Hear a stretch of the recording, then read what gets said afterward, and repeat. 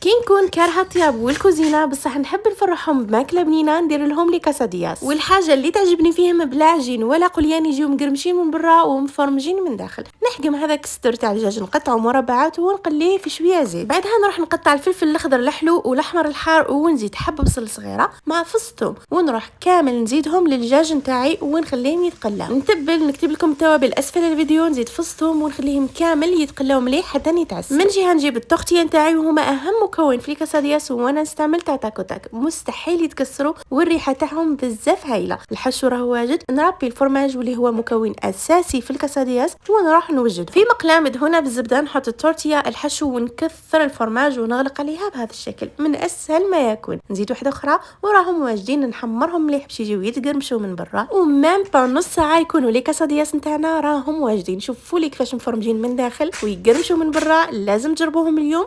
وهذا ما كان.